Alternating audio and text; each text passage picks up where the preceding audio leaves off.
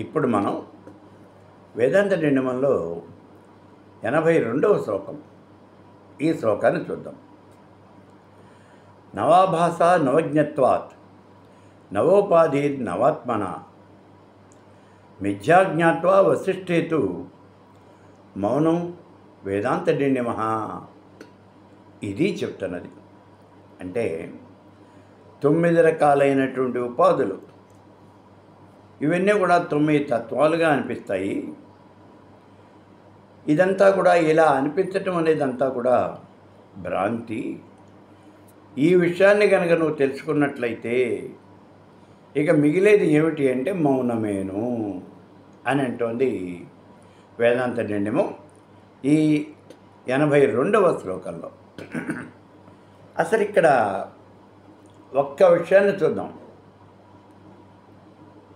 9 తత్వాలు ఏమిటి, అలాగే 9 ఉపాధులు ఏమిటి, అసలు ఇవేమిటి ఇక్కడ అంటే, ఈ 9 అనేది మనం చెప్పుకోవలసినటువంటి సంఖ్య కాదు. 9 అనేది మామూలుగా ఒక అతి పెద్ద సంఖ్యగా ఉపయోగిస్తున్నాం. సింగిల్ నంబర్ డిజిట్స్ ఉన్నాయి చూడండి, 1 దగ్గర నుంచి 9 దాకా. వీటిల్లో అతి పెద్ద సంఖ్య ఏమిటి అంటే 9. మనం ఎవరికన్నా అనేక సార్లు ఒకే విషయాన్ని చెప్పినప్పుడు, ఎరా నీకు నేను ఈ మాటని 100 సార్లు చెప్పాను, లేకపోతే 1000 సార్లు చెప్పాను అని అంటాం. అంటే ఇక్కడ మనం ఖచ్చితంగా లెక్కపెట్టి 1000 సార్లు చెప్పాము అనేది కాదు. అది కాదు, అనేక సార్లు చెప్పాము అనేది మాట. ఇక్కడ నీకు ఆ మాట చాలాసార్లు చెప్పానరా, 3 సార్లు చెప్పాను అని చెప్పటం.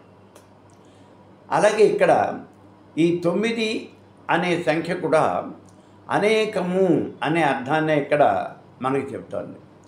9 సార్లు చెప్పాము అంటే ఖచ్చితంగా లెక్కపెట్టి 1 2 3 4 అని అలా 9 సార్లు చెప్పడం కాదు. అనేక సార్లు మనం చెప్తూ ఉన్నాము. ఏమనంటున్నాం మనం? అనేక ఉపాధులు ఉన్నాయి, అనేక తత్వాలు ఉన్నాయి అనే మాటను కూడా ఇక్కడ మనం చెప్తూ ఉన్నాం. ఈ తత్వాలు ఎన్ని ఉన్నాయి అని కనుక మనం ఒకసారి ఆలోచిస్తే, బౌద్ధులు శూన్యము ఇది ఒక్కటే తత్వము అని అన్నారు. చార్వాకులు 4 రకాలైన తత్వాలు ఉన్నాయి అన్నారు. భూమి, నీరు, నిప్పు, గాలి, ఆకాశాన్ని వీళ్ళు ఒప్పుకోలేదు. అర్హతులు 2 తత్వాలు ఉన్నాయి అన్నారు. అవి ఏమిటి అంటే జీవము, అజీవము. మళ్ళీ వీళ్ళలోనే కొందరు, ఈ అర్హతల్లోనే కొందరు 5 రకాలైన తత్వాలు ఉన్నాయి అని చెప్పారు. జీవము, ఆకాశము, ధర్మము, అధర్మము, ఉద్గలము అని 5 రకాలైనటువంటి ఈ తత్వాలు ఉన్నాయి అని చెప్పారు. అలాగే ఈ అర్హతల్లోనే ఇంకా కొందరు 5 కాదండి 7 రకాలైనటువంటి తత్వాలు ఉన్నాయి అన్నారు. అవి ఏమిటి అంటే జీవము, అజీవము, అశ్రవము, బంధము, సంవరము, నిర్ణయము, మోక్షము అని 7 రకాలైన తత్వాలు చెప్పారు. అంటే ఈ అర్హతల్లోనే 4 అని ఒకళ్ళు, 5 అని ఒకళ్ళు, 7 అని ఒకళ్ళు, ఇలా రకరకాలుగా చెప్పారు చూడండి. అర్హతల్లోనే రకరకాలుగా చెప్పారు. ఇక ద్వైతులకు వచ్చేటప్పటికీ 2 తత్వాలు ఉన్నాయి అన్నారు. ఏమిటది? స్వతంత్రము, అస్వతంత్రము. పరమేశ్వరుడేమో స్వతంత్రుడు, జీవి అస్వతంత్రుడు, 2 తత్వాలు ఉన్నాయి అన్నారు. విశిష్టాద్వైతంలోకి వచ్చేటప్పటికి 3 రకాలైన తత్వాలు ఉన్నాయి అన్నారు. చిత్తు, అచిత్తు, ఈశ్వరుడు. అంటే జ్ఞానము, అజ్ఞానము, ఈశ్వరుడు, ఇలా 3 రకాలైన తత్వాలు ఉన్నాయి అన్నారు. శైవులు వచ్చి మళ్ళీ 3 రకాల తత్వాలు ఉన్నాయి అన్నారు. పశువు, పతి, పాశము, ఈ 3 రకాల తత్వాలు ఉన్నాయని చెప్పారు. సాంఖ్యులకు వచ్చేటప్పటికి 25 రకాల తత్వాలు ఉన్నాయి అన్నారు. అవి ఏమిటి అంటే పంచభూతాలు, తన్మాత్రలు, జ్ఞానేంద్రియాలు, కర్మేంద్రియాలు, ఇవి 20 ఇప్పటికి. మనసు, బుద్ధి, చిత్తము, అహంకారము 4, ఆత్మ 1. మొత్తం కలిపి 25 తత్వాలు అన్నారు సాంఖ్యులు. ఇక యోగులు వచ్చి సాంఖ్యులు చెప్పినటువంటి ఈ తత్వాలన్నీ ఒప్పుకుని ఈశ్వరుడు అనేవాడు ఇంకోడు ఉన్నాడయ్యా అని మొత్తం 26 తత్వాలు ఉన్నాయి అన్నారు.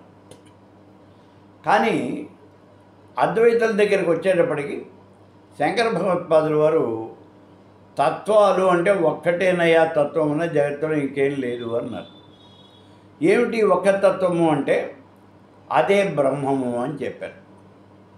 ఇక్కడ గుర్తించండి ఒక మాట, బౌద్ధులు కూడా ఒకటే తత్వం ఉన్నది అని చెప్పారు. అది ఏమిటి అంటే శూన్యము అన్నారు. ఆ శూన్యంలో ఏముంది ఏమిటి అని అసలు వాళ్ళకి అంతు పట్టల. మరి ఇక్కడ శంకర భగవత్పాదుల వారి దగ్గరికి వచ్చేటప్పటికి ఉన్నటువంటిది ఒకటే తత్వం, అది ఏమిటి అంటే శూన్యాన్ని ఆక్రమించి ఉన్నటువంటి బ్రహ్మము అన్నారు. ఈ బ్రహ్మము అనేది శూన్యాన్ని ఆక్రమించి ఉన్నది అని కదా మనం చెప్పుకున్నది, అదే ఉన్నదండి ఇక్కడ. కాబట్టి తత్వం ఒకటేను, అదే బ్రహ్మము అన్నారు అద్వైత సిద్ధాంతంలో శంకర భగవత్పాదుల వారు. ఈ రకంగా మనం చూసినట్లయితే అనేకమైనటువంటి తత్వాలు, అనేక ఉపాధులు అన్నారు కదా. మరి 9 రకాలైన ఉపాధులు ఉన్నాయి అన్నారు.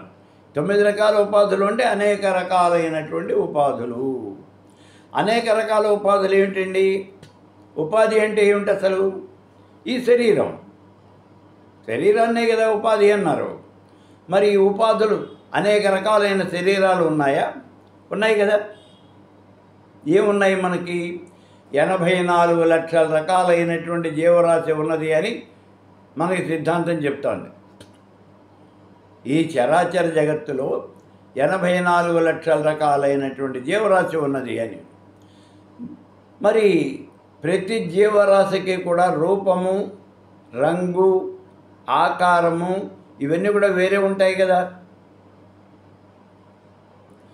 కొన్నింటికి కాళ్ళు ఉంటాయి, కొన్నింటికి చేతులు ఉంటాయి, కొన్నింటికి కాళ్ళు చేతులు ఉండవు, కొన్నింటికి రెక్కలు ఉంటాయి, కొన్నింటికి విపరీతమైనటువంటి పదును కలిగినటువంటి కూరలు ఉంటాయి. చూడండి, చేప అంటే జలచరాలకి అన్నిటికీ కూడా సామాన్యంగా కాళ్ళు చేతులు ఏవి ఉండవు. కాళ్ళు చేతులు ఏవి ఉండవు, అవి నీళ్ళలో అలాగే తిరుగుతూ ఉంటాయి. క్రిమి కీటకాలు వీటిలో చాలా వాటికి కాళ్ళు ఉండవు, చేతులు వేటికి ఉండవు, కాళ్ళు అనే ఉండవు. పశువులకు కూడా కాళ్ళే ఉంటాయి, చేతులు ఉండవు. కోతులకు ఉండేది 4 కాళ్ళే, కానీ ముందున్నటువంటి 2 కాళ్ళనే అది చేతులుగా ఉపయోగిస్తుంది. కాబట్టి కోతులకి కాళ్ళు చేతులు ఈ 2 ఉంటాయి. ముందు ఉన్నటువంటి కాళ్ళే చేతులుగా కూడా ఉపయోగిస్తాయి. అలాగే పక్షులు, వాటికి కాళ్ళు ఉంటాయి, చేతులు ఉండవు. ఆ చేతుల స్థానంలోనే వాటికి రెక్కలు ఉంటాయి. ఆ రెక్కలతో అవి ఎగిరిపోతూ ఉంటాయి. ఇలా ఇప్పుడు పాములాంటివి ఉన్నాయనుకోండి, కాళ్ళు ఉండవు, చేతులు ఉండవు. ఈ రకమైన జీవితాలన్నీ కూడా ఉరగము అని అంటారు. ఉదరంతోనే గమనం నడిచేటటువంటిది. పొట్టతోనే అది అలా పాక్కుంటూ వెళ్ళిపోతూ ఉంటుంది. అదే పాము. ఇలా ఒక్కొక్క జీవికి ఒక్కొక్క రకమైనటువంటి లక్షణం ఉంటుంది. కొన్ని జీవులు సాత్వికమైన జీవులు, కొన్ని రజోగుణ ప్రధానమైనవి, కొన్ని తమోగుణ ప్రధానమైనవి. కొన్ని రకాలైనటువంటి జీవులకు విషం ఉంటుంది. అవి కనుక కరిచాయంటే చచ్చిపోతాం. పాము కరిచిందంటే మనం చచ్చిపోతాం.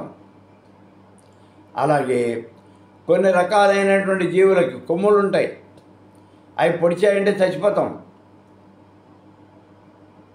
కొన్నింటికి కూరలు ఉంటాయి, ఆ కూరలతో పట్టుకొని లాగేసి చీల్చి తినేస్తాయి మనుషులనే కాదు, ఎదుర్కొన్నా ఉన్నటువంటి జీవిని. ఇలా రకరకాలైనటువంటి జీవులు ఉన్నాయి. తత్వాలు రకరకాలుగా ఉన్నాయి, అంటే ఈ దేహాలు రకరకాలుగా ఉన్నాయి. కానీ ఆ దేహంలో ఉన్నటువంటి దేహి అనేవాడు ఉన్నాడే పరమాత్మ. ఆ పరమాత్మ యొక్క తత్వం ఏమిటి అంటే ఒక్కటే పరమాత్మ తత్వము.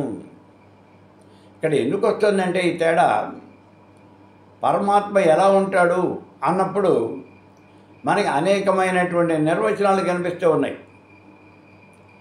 కొంతమంది చెప్తూ ఉన్నారు ఈ పరమేశ్వర స్వరూపము అనేది అదే బ్రహ్మము. అంటే ఆ బ్రహ్మము అనేది చీమలోనేమో చిన్నగా ఉంటుంది, అదే ఆత్మ.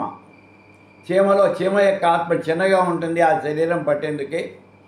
ఏనుగు యొక్క ఆత్మ పెద్దగా ఉంటుంది, అన్నిటికన్నా పెద్దది ఏనుగు కాబట్టి ఏనుగు యొక్క ఆత్మ అలా పెద్దగా ఉంటుంది అన్నారు.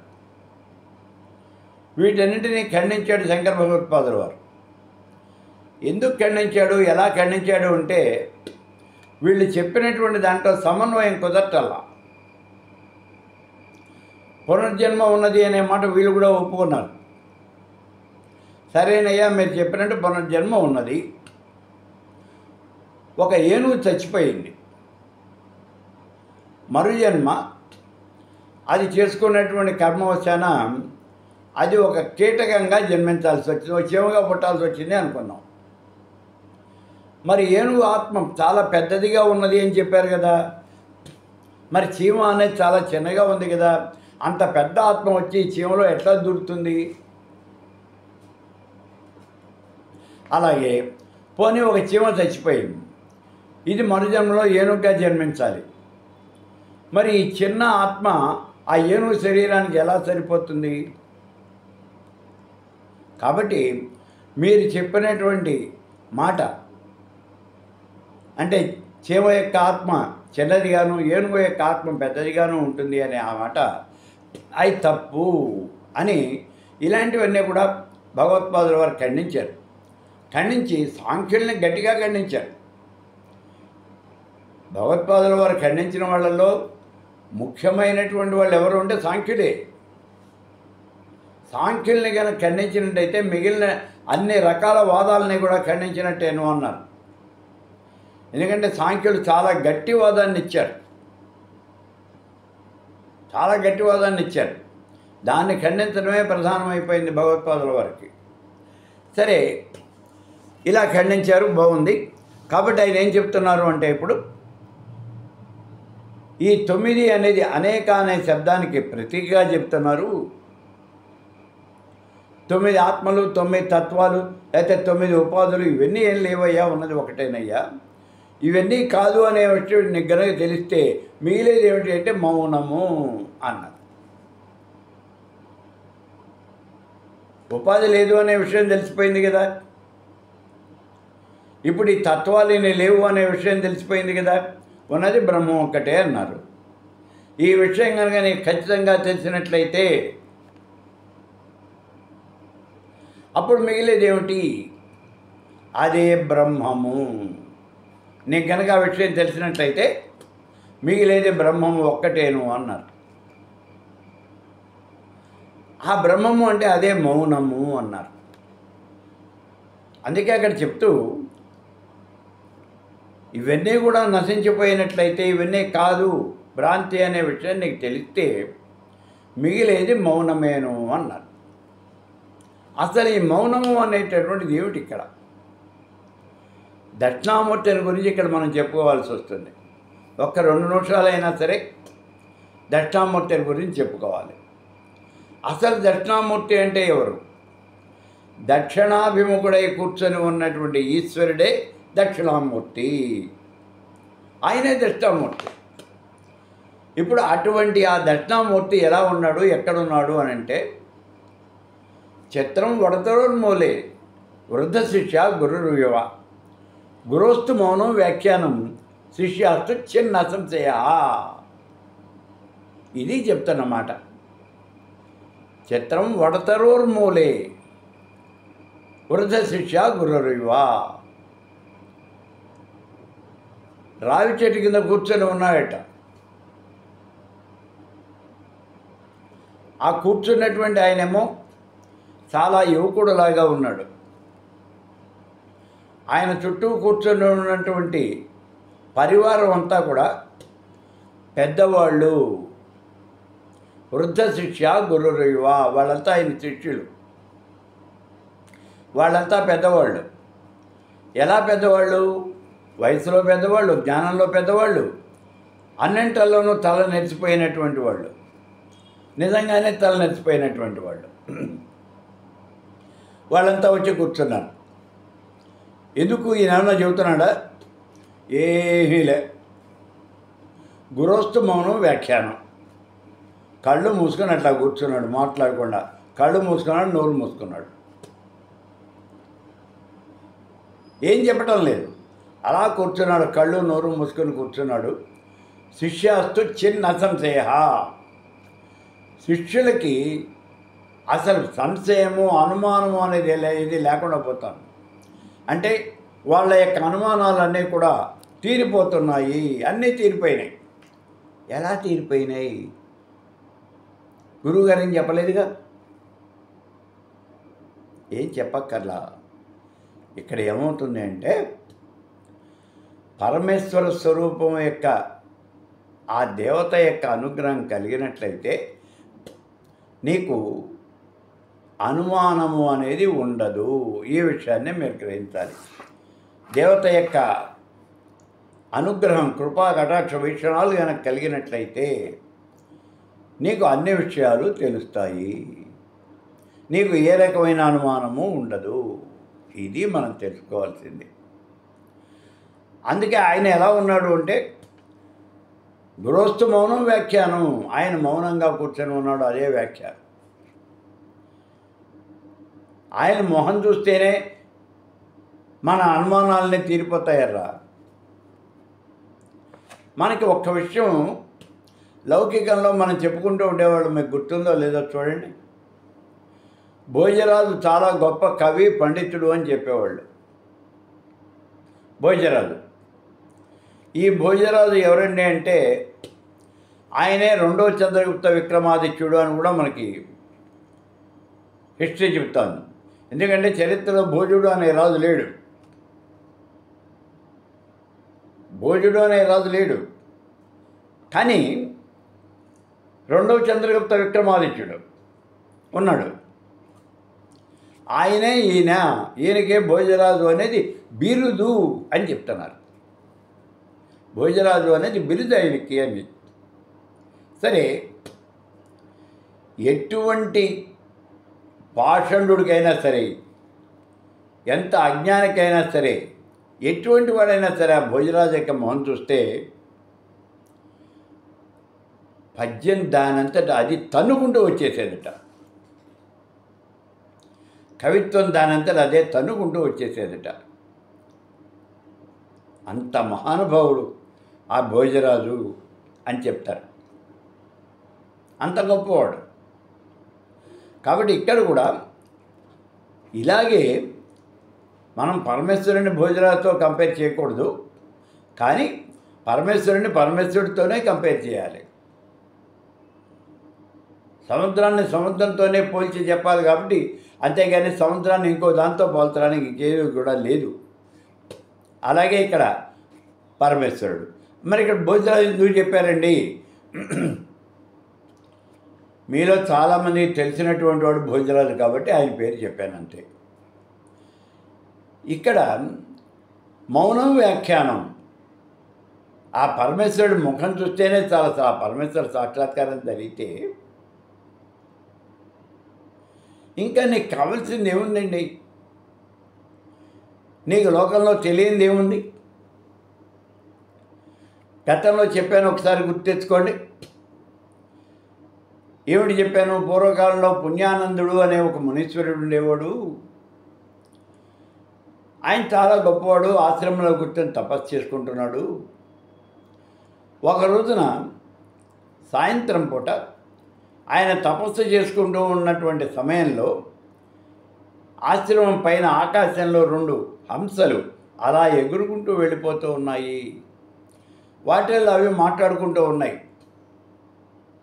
ఆడహంస మగహంసని అడుగుతోంది, నాథా, లోకంలో ఉన్నటువంటి విషయాలు అన్నీ తెలియాలి అంటే ఎలా, మార్గం ఏమిటి అని అడిగింది. అప్పుడు మగహంస చెప్తోంది, ఓ దేవి, కుమ్మరివాడు మట్టి పట్టుకొచ్చి కుండలు చేస్తాడు.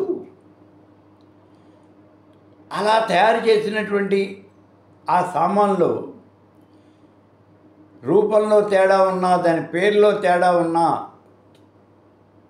అందులో ఉన్నదంతా ఒకటే. అంటే అలా వాడు తయారు చేసినటువంటివి కుండ, చట్టి, మూకుడు, బాణ, ఇలా అనేక రకాలుగా ఉంటాయి మట్టివి. దాని పేరు ఏదైనప్పటికీ అందులో ఉన్నది ఏమిటి, కంటెంట్ ఏమిటి, మట్టే. అన్నీ కూడా మట్టితోనే తయారవుతాయి. అలాగే స్వర్ణకారుడు కంసాలివాడు, అతడు బంగారాన్ని తీసుకొచ్చి బంగారాన్ని కరిగించి అనేక రకాలైనటువంటి ఆభరణాలు తయారు చేస్తాడు. ఈ ఆభరణాల యొక్క పేరు వేరైనా, రూపం వేరైనా, అందులో ఉన్నటువంటిది ఏమిటి అంటే బంగారమే. ఆ బంగారాన్ని గురించి తెలుసుకుంటే ఈ ఆభరణాల గురించి పూర్తిగా తెలుస్తుంది. అక్కడ మట్టిని గురించి తెలుసుకుంటే తయారైనటువంటి ఈ వస్తువులన్నింటి గురించి తెలుస్తుంది అన్నాడు. ఇప్పుడు ఈ ఆడుహంస అంటుంది, తెలిసింది. ఏం తెలిసింది నీకు? చరాచర జగత్తంతా కూడా పరమేశ్వర స్వరూపమే, పరమేశ్వరుడి చేతనే నిర్మించబడుతోంది, పరమేశ్వరుడి అందే లీనమవుతూ ఉన్నది. ఈ విషయాలు తెలుస్తున్నాయి. అలాంటప్పుడు ఆ పరమేశ్వరుడి తత్వం కనుక తెలుసుకుంటే, పరమేశ్వరుని గురించి కనుక మనం తెలుసుకున్నట్లయితే, ఈ ఉన్నటువంటి వస్తువులు, ఈ జగత్తును ఉన్నటువంటి అన్నింటి గురించి కూడా తెలిసిపోతుంది, జగత్తుని గురించే తెలిసిపోతుంది. ఈ విషయం నాకు తెలిసింది అంది. చూడండి, ఇక్కడ జగత్తుని గురించే తెలుస్తుంది అంది. అట్లాగే ఇక్కడ ఆ పరమేశ్వర స్వరూపాన్ని గురించి నువ్వు తెలుసుకున్నట్లయితే, ఈ దక్షిణామూర్తే పరమేశ్వర స్వరూపం అని కదా మనకి దక్షిణామూర్తి ఉపనిషత్తు చెప్తూ ఉన్నది. దక్షిణాభిముఖుడైనటువంటి ఈశ్వరుడే దక్షిణామూర్తి. మరి ఆ ఈశ్వరుడే పరమేశ్వర స్వరూపము. ఆయన దర్శన భాగ్యం కలిగితే ఇంకా మనకు కావాల్సింది ఏముందండి? సాక్షాత్తు పరమేశ్వరుడు వచ్చి ఎదుర్కొన్నా నుంచుంటే, ఏమయ్యా నాకు 100 రూపాయలు డబ్బులు ఇస్తావా, లేకపోతే 1 కోటి రూపాయలు ఇస్తావా, నాకు ఎమ్మెల్యే పదవి ఇస్తావా, ఇట్లా అడుగుతామా? ఇవన్నీ అశాశ్వతమైనటువంటివి. శాశ్వతమైనటువంటి సుఖాన్ని మనం అడుగుతాం. స్వామి, నాకు మోక్షాన్ని ప్రసాదించవలసింది, నా తప్పులన్నీ మన్నించవయ్యా, నన్ను క్షమించి నాకు మోక్షాన్ని ప్రసాదించు. ఇప్పుడు మళ్ళీ అనుమానం, నా తప్పులు మన్నించు, నన్ను క్షమించు అని అడిగితే అలా క్షమిస్తాడా అండి? అలా అసలు అన్నింటినీ మన్నించి అన్నింటినీ క్షమిస్తేనే నీకు సాక్షాత్కరించాడు. పరమేశ్వరుడు నీకు సాక్షాత్కారం జరిగింది అంటే ఆయన నిన్ను క్షమించాడు అని నువ్వు లెక్క పెట్టుకోవాలి. అలా క్షమిస్తేనే నీకు పరమేశ్వర సాక్షాత్కారం జరుగుతుంది. సరే, ఇక్కడ ఆయన మౌనంగా ఉన్నాడు. ఆయన మౌనంగా ఉన్నా మాట్లాడినా అన్నీ ఒకటే, అసలు ఇందులో తేడా ఉండదు. అటువంటి మౌన స్వరూపుడైనటువంటి ఆయన గురువస్తు మౌనం వ్యాఖ్యానం శిష్యాస్తు చిన్న సంశయ. ఆ గురువు గారు మౌనంగా ఉంటే, అలా ఉంటే ఉన్నప్పటికీ కూడా శిష్యుల యొక్క అనుమానాలని తీరిపోయాయి అన్నాడు. ఇక్కడ చిన్న అనుమానం వస్తే మౌనము అంటే ఏమిటి అని. అయితే ఇక్కడ మౌనము అంటే ఏమిటి అన్నప్పుడు వాగింద్రియాన్ని మనం బంధించడము, నిగ్రహం చేయటము, అదే మౌనము అని చెప్తున్నాయి మనకి వాడుక భాషలో ఉన్నటువంటి అర్థాలన్నీ కూడా. మనం నిఘంటు ఓపెన్ చేసి చూసాం. డిక్షనరీ తీసి చూసాం. మౌనము అంటే ఏముంటుంది? వాగేంద్రియ నిగ్రహము అని ఉంటుంది. అంటే నోరు మూసుకొని కూర్చోవటం, అదే మౌనము అని ఉంటుంది. అది మౌనమా? నోరైతే మూసుకొని కూర్చోవడం బాగున్నదండి, కానీ మిగిలినటువంటి అవయవాలు లేకపోతే మనస్సు దాని ఆలోచనలు అలా వెళ్ళిపోతూనే ఉంటాయి. అది మౌనం కాదు. మనస్సును కట్టడి చేసి, వాయుంద్రియాన్ని కట్టడి చేసి, అన్నింటినీ కూడా ఆ పరబ్రహ్మం మీదే లగ్నం చేయగలిగితే అది మౌనం. అంతేగాని ఓకే నేను నోటు మూసి కూర్చున్నాను, నేను మాట్లాడను. చాలా విచిత్రంగా ఉంటుంది చూడండి. కొంతమంది వాళ్ళు మాట్లాడరు. ఏమిటంటే ఆదివారం మేము మాట్లాడమండి అంటారు. మనం ఏదైనా ప్రశ్న అడిగితే ఆదివారం నేను మాట్లాడను అని కాగితం మీద రాసిస్తారు. వాళ్ళు మౌనం పాటించే రోజున వాళ్ళకి పక్కన ఓ కాగితము, అంటే ఓ పుస్తకము, ఓ పెన్సిలు, ఓ పెన్ను ఏదో ఉంటాయి. వాళ్ళు కావాలి అనుకుని దీని మీద రాసిస్తారు. నేను మాట్లాడను, మీకేం కావాలో చెప్పండి అని అక్కడ కాగితం మీద రాసి పెడతారు.